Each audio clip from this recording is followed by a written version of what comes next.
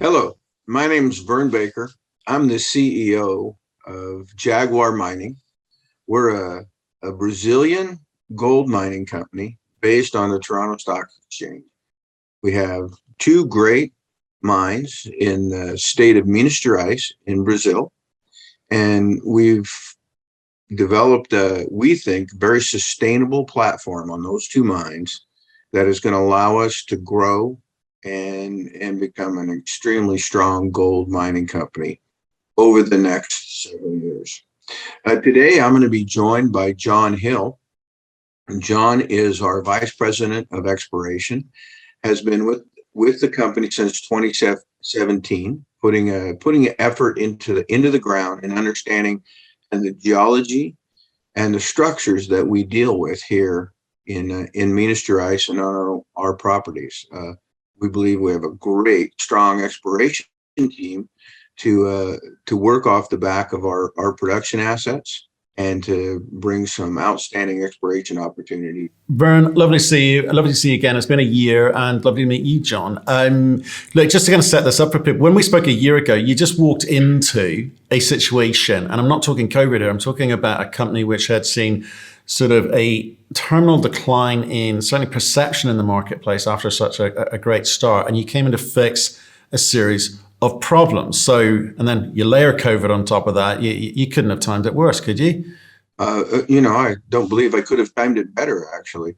We came in with a company in 2019 that was struggling, without a doubt. But the shareholders stepped up, supported our organization. We basically refinanced our company, got out of debt, and pretty much have been off to the races since then. The pandemic did create some issues for us. Specifically, that really started at the end of 2020 when it really started impacting Brazil hard.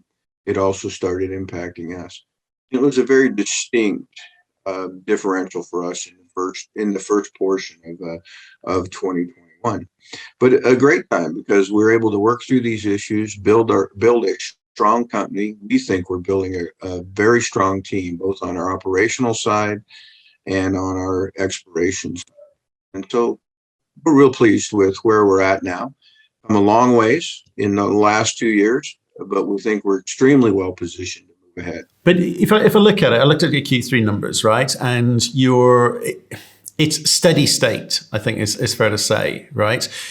Can you just again tell us what you did walk into? What were the problems you had to fix quickly, and then what were the problems? So what were the opportunities as you were positioning it in terms of bringing these two assets back up to the potential that they initially started with? Well, our two assets were producing around just over 70,000 ounces a year in total, and it was just at a level, certainly with the prices of 2019, where we were basically cash negative as an organization, and we couldn't fund exploration and growth.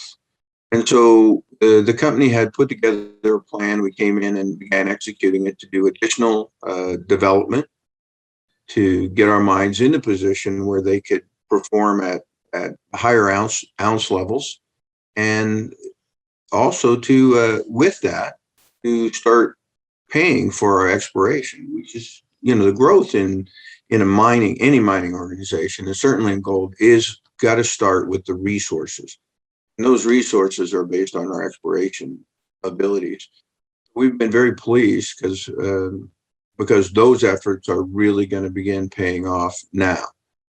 Understanding that the company went for many years with almost no effort in exploration simply because they didn't have the money to do it. So once we kind of got the development rates up to the level they needed to be, we started pushing the ounces at a better pace, and of course the price of gold gave us a nice little kick during the pandemic. It did, and it did that for a lot of people. And then I think there's this like disinterest in the precious metal market in 2021, which kind of taken the shine off of that. But again, I'm looking at your cash position. It's 38 million today versus 34 a year ago. So this is what I mean about this kind of steady state. What are you trying to to do? Because steady state is no good to anyone. It's no good to you. It's no good to your shareholders. You don't want to keep plowing your money back in the ground, right? So, you don't want to do that. I'm sure you don't want to do that. So how much money have you spent in terms of the growth component of the story? Or have you had to focus, in on Pilar and Turmalina? Is that where the effort for 2021 needed to be? This year, we have a very strong balance sheet, and both our mines are solidly cash positive. Now, we think both mines can do better as well. So that is our operating team is continually focused on how do we improve it.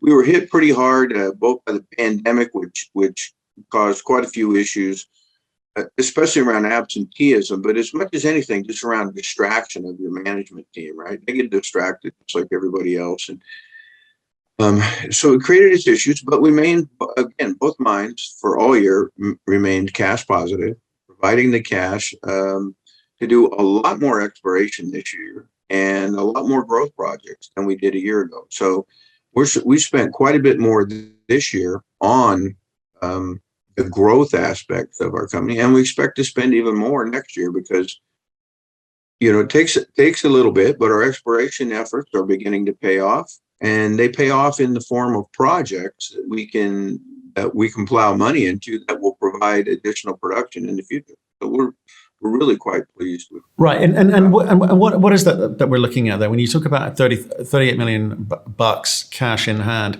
is that free cash for you to use how you want, or is that just turnover of revenue? Because I'm trying to understand how much cash is available to not just develop the two current projects and hopefully extend resource or reserve numbers there, but give John enough money to go and do what he needs to do to add to the growth story through the drill bit. Okay, so we've fully funded, as you see, our cash position hasn't changed significantly. We've fully funded our exploration and growth efforts this year. We expect to do it again next year. But how much have you spent this year? How much have you spent? I think directly on exploration and growth this year is going to be around $15 or $16 million. Yeah, so last year was only 3. Yeah, last year was like 3 or 4 million. Well, this is what I'm getting at, because John walked into a bit of a you won't say it, but I will, a bit of a mess, right? Negative cash flow, etc. 3 million last year, 15 million this year. That's meaningful change, 5 times the amount of money for you. What does that do for you, John? Well, basically, allowed us to leave both mines with good resource reserve inventories, 3 to 4 years, so we don't have to just spend whatever money we have extending the resource reserve bases on each of those operations. We now go and look at the rest of our portfolio of 60,000 hectares in prime real estate in the Iron Quiet in Brazil. So we've focused on, even in the years that were lean, we had a good team. We did all the boot work, the mapping, the low cost exploration, and we turned the drills on last year, and we've had 7 drill rigs running, since then, and the numbers, as has been messaged, we've made a couple of discoveries. We've starting to add some new, we've built a portfolio of targets, and we're working through them. And the other thing that Beg didn't mention is that the infrastructure that Jaguar has, we've got more than 50% excess mill capacity. So anything we find, how big, no matter how big it is, can immediately, as fast as the permitting and everything else allows us to fill them up, and we don't have to. We'll find the big deposit, but the smaller ones that we find along the way can be immediately sort of utilised. So what's the brief though to you, John? Because you've got a lot more money. You've made a couple of discoveries, which is always good, but a lot of companies don't even do that. But you've got to go, given the history of the company, you've been there for some of it, John's been around for less of it, is, people's expectations were kind of set quite high, and that kind of came way off. Do you think you've got to drill for headlines, or do you systematically go about doing this the way you should as a geologist? Because in the background you're thinking, we've got 4 years of reserves on the 2 projects. We're kind of okay. The grade's coming off a bit, but we're okay for a bit. I can do this the right way for a while, and then I might need to go hunting for headlines. No, it's it's a great opportunity at JAG where you don't have to hunt for headlines because we've got the infrastructure to fill up. We basically run it like a portfolio. You basically you've got the benefit of knowing the economics of the operations, the metallurgy, so you can rank your projects relative to each other. You've got a whole sort of three mills that are separated by your consolidated tenement package.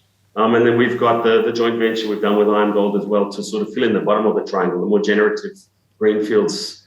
That could bring you a tier one deposit, down the line. But it's all about, being sustainable and building, and first of all, you have to build your resource base. And that's what we're doing. We basically focus on generating new resources and then in subsequent years convert them in a prioritized way based on quality. So it's really we've got that balance now. Right. We've got.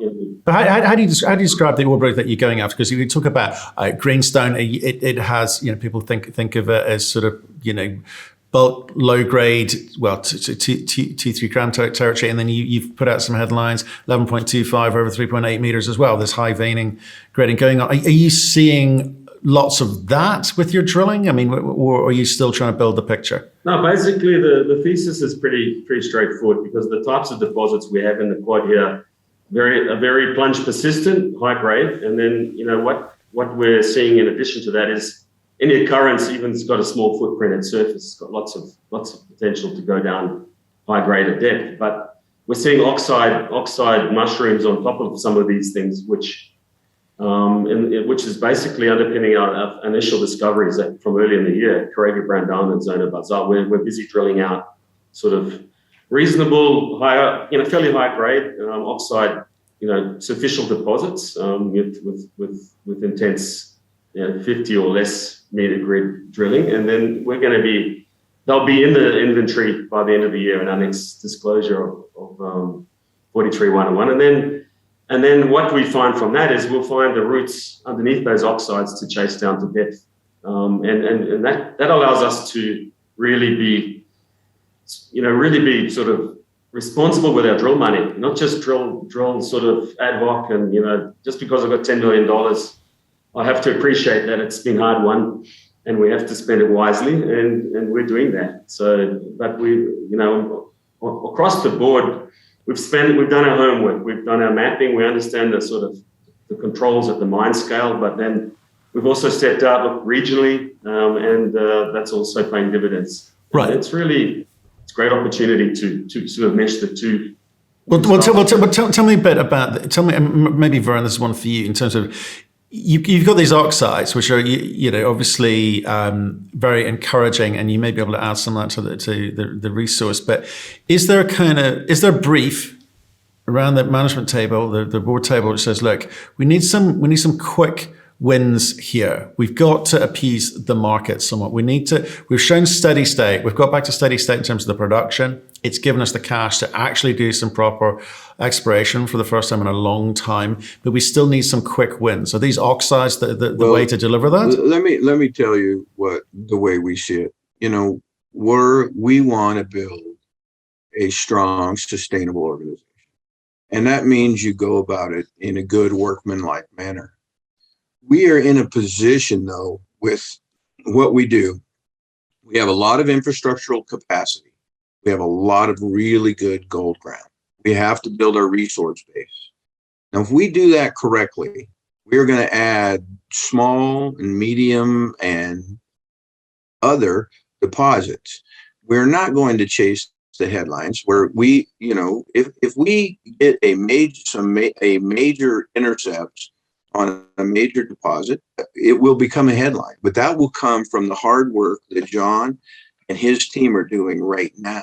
That won't come because we're out there trying to make headlines. It'll come because we're trying to make good, solid resources that will build good, productive capacity, that will fill our mills, that will give us a good, long-term, consistent production platform and allow us to find what we see as just a great potential. Those headlines may come, but they're going to come from good workmanlike processes that John and his team are doing every day. Okay, you believe in fundamentals and doing things the right way. Get it.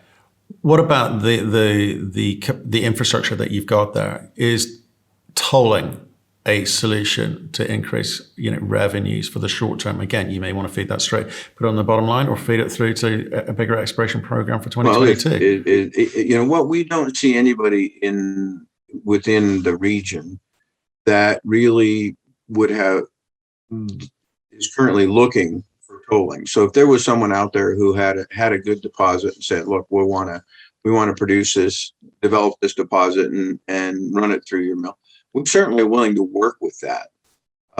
Generally, it's not the way for good, consistent growth to rely on someone else to feed your mills. So again, with that long-term consistent, we want to build every quarter. We need to make money. That money needs to feed our exploration and growth programs, which is going to grow that production profile. And certainly provide a lot of, we think in the future, provide a lot of cash for our shareholders, for all of the stakeholders in our organization. And we really think we can build a lot of prosperity with this organization. Right. And it's only been a year. You got it back to steady state. Because the issues you were finding was lower grade, more expensive ounces, and COVID over the last year, but you've done this kind of steady state in terms of the quarterly production, which is great. But and it will throw off cash. But if you're throwing that straight back in the ground, it's going to be a while before your shareholders see the benefit of that, whether it be in the shape of increased dividends. I know you do provide a dividend, so maybe we'll talk about that in a second. So what is the kind of forward guidance that you could give in terms of how you deliver this growth, this scale of company, and indeed whatever it is that you think that whatever you think you're going to be? Can you give us a sense of that growth profile? What was that curve look like? Mm-hmm. Where's it come from? Again, the exploration and development doesn't happen overnight. So we don't foresee a lot of growth in the near term. But we have tremendous potential, we think, if you look at a 5-year profile or a 10-year profile, because we have the capacity within our mills to basically triple our current tonnage handle, right? So we could triple the amount of tons that we handle. So depending on what grades we can build our resources and our reserves and our production profiles on. We have a lot of upside simply within the current infrastructure that's built. Now, there's always some cost in that, as you go to potentially different types of ore, you might have to add a bit to your processing plants and we have one that's on care and maintenance. Bringing it back on will cost a little bit of money, but nothing relative to the cost of building new plants. And we're very well situated in that we have kind of 3 main areas that we both explore and produce from. One is simply exploration, and the other 2 are production and exploration. But all 3 areas have a plant available in them. So as we've said, we can capitalize on almost any size opportunity that we find.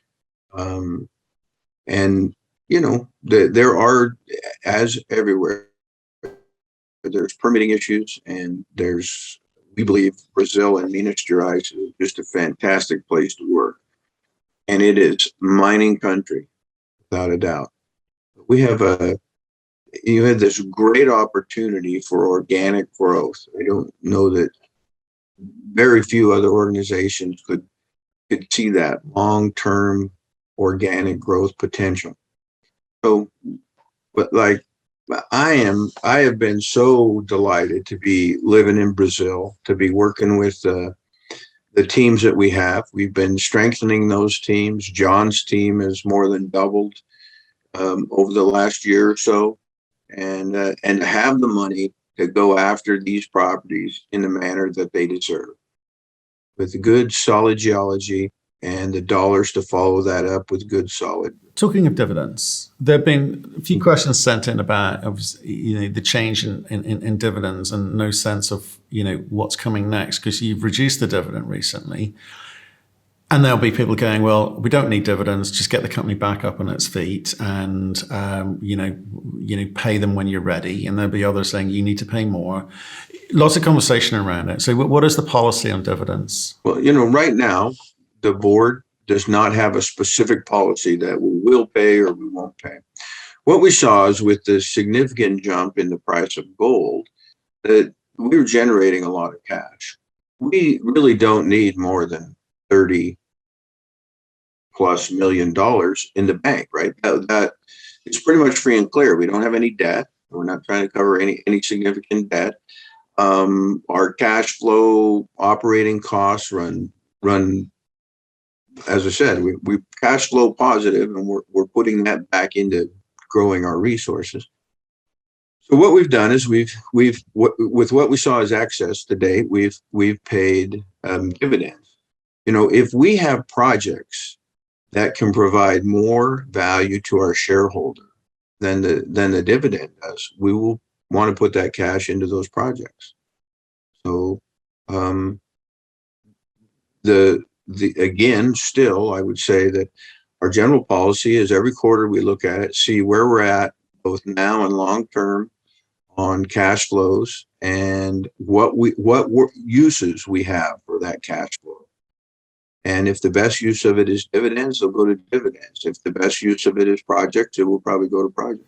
Right. So there's no consistent dividend promise from the company or policy from the company. It's a case of we'll see how much cash is there. If we've got excess cash, we'll pay it to you because sorry, did you say you've got no debt or it's very low debt? It's a couple million we have in revolving loans within Brazil itself. Okay. So we'll put that down to practically no debt. Yeah. Okay. So, but that's kind of confusing, I guess, for some people who might want to buy into a dividend company. You can't promise them that. You're saying we'll play it by ear, effectively, right? We're still, we are a gold exploration and development company with a lot of growth in front of us, right? That's where the big value from our organization is. Now, we did not need $60 million in the bank, right? And if we had not paid dividends for the last bit, we would probably be approaching that amount. And it's just not necessary. The money in that case is better off in the hands of our shareholders. Yeah, but when you say in the PowerPoint, you say potential for M&A in the region. And we've interviewed a few companies, who are varying degrees of struggling, whether it be for cash or to actually extract the value from the asset. Is M&A a realistic conversation for you to have now, or is the truth is you're focused on your two projects and exploration for now, and at some point you'll come back to M&A? We look at it on a regular basis. What we've seen is that to really add value for our shareholder, there needs to be either one or the other company has to bring something to the table that adds. And so far what we've seen is that most of the opportunities, we're a small organization, we're not going to take over something real big. Most of those opportunities for M&A don't look like they provide more value to the shareholders and stakeholders of our organization than driving forward and utilizing what we have. Okay, putting John to work. You mean that guy to your right? That's right. Okay. No, we want that guy working. We want that guy working. Well, it's interesting actually. So the balance sheet is fairly clean at the moment. Just to finish, one final thing on the dividends is: do you think that the company instigated the dividend thing just because of where everything was going with the production? I get the price of gold's come up and again has saved everyone's bacon a little bit here, but. Was it a kind of, please forgive us, have a dividend and we'll get our house in order, but at some point we may revert back to exploration developers, type style of dividend policy, which is no dividend until we're throwing off more meaningful levels of cash? Why do you think the dividend was started? Because you can always use cash on the balance sheet. Why say what you said about it? Yeah, I'll tell you literally, having too much cash on the balance sheet is not a benefit for a company, right? I don't believe. I think that having adequate, right? We have more than enough. We do not have to worry about, if we have a problem, we can handle it. So if we have a problem in our production areas, if there's a problem in our supply chain, we can deal with that because we have more than adequate resources of cash to do it and to recoup any kind of problems that we would see. Beyond that, the money sitting in a bank doesn't really do very much. It does very little. But what pace? We have more than enough for the buffer. Right, but what pace can John work at if you get, instead of 15 million, you gave him 20 million, 25 million? You're saying there's only so much you guys can do. What you can do is not simply driven by dollars. It's driven by your team of people. And, one of the reasons we probably would have spent more last year if we could have, but we started the year with a very small team, right? And we had to build up a team of people before we could really be effective at utilizing that money resource in the form of drilling, in the form of additional geology. Because drilling doesn't mean anything if you're not able to stop and think about it, stop and put some good geologic work into what the drilling's telling you. Just drilling isn't the key. It's geologic information. That's the key there. And that's much more limited by the capacity of your team. And, I've been part of larger organizations that spend incredible amounts of money on exploration and basically never found anything beyond extensions of current ore bodies. Really key is keeping those expenditure levels at levels that the team and the organization can manage. The amount we're spending right now is good for the size of our organization, for the size of the properties that we have, and for the opportunities we have to fill.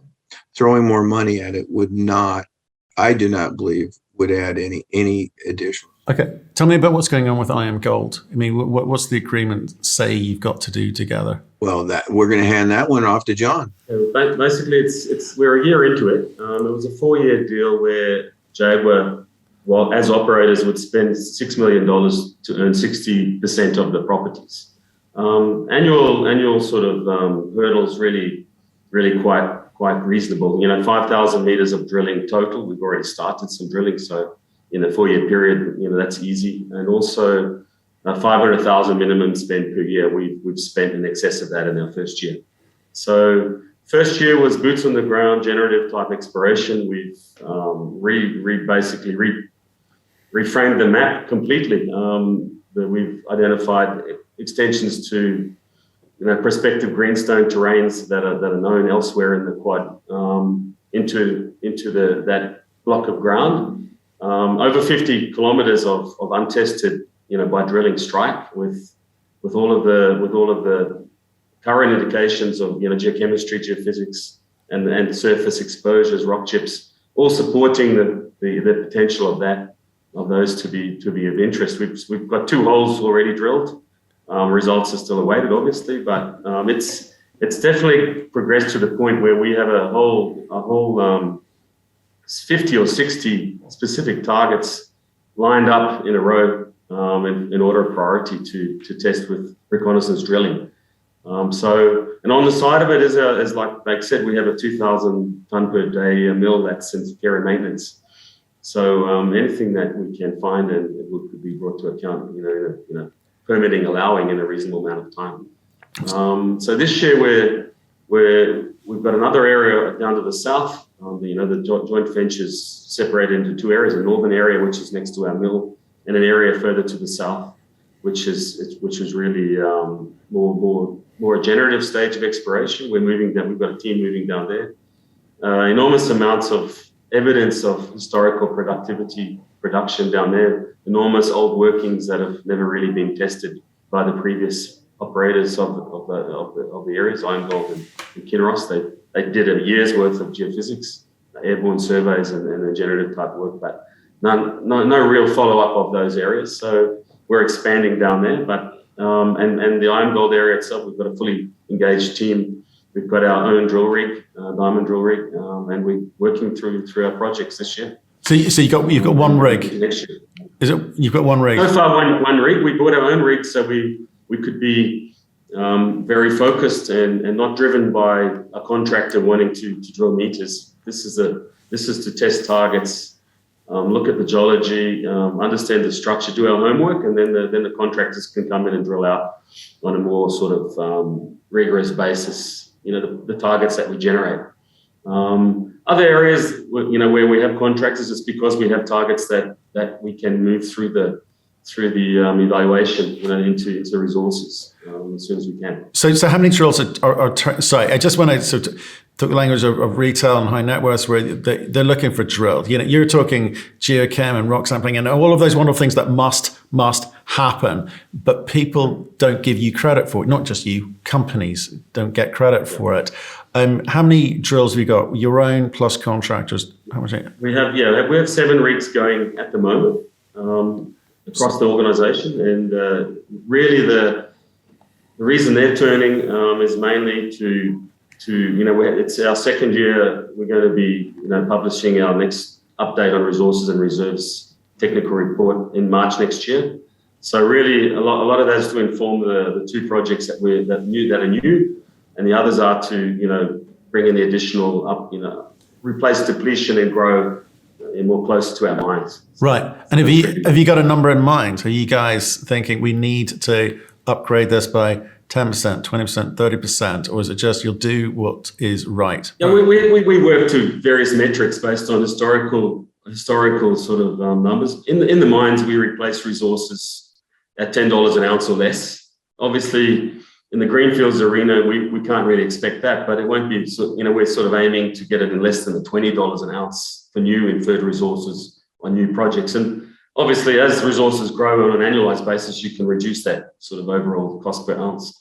And then the conversion obviously comes after on top of that to get them into reserves in the next phases of exploration and development. So, anything to add, Vern? Well, John, as I mentioned, I think John's got a great approach, very strong team, and we're gonna see some good additions to our resource base. And that's the foundation of any gold company. You have to have the resources. From that, we'll develop the reserve and we'll produce. There you go. So you think this ship has been steadied? You're happy with the performance of the last year? And you want us to, well, are you? So let's maybe answer that. Has the ship been steadied? Yes. Our performance in the last year is not as good as we would like to have seen. Impacted significantly, definitely, by the pandemic. We had areas that reacted better and areas that reacted less well to the issues driven by the pandemic. So, really we're coming back. Our goal is still to be sustainable on the production, to grow the resources, grow the company off that growing resource base, and kind of continually produce more, better ounces and good margins and more cash.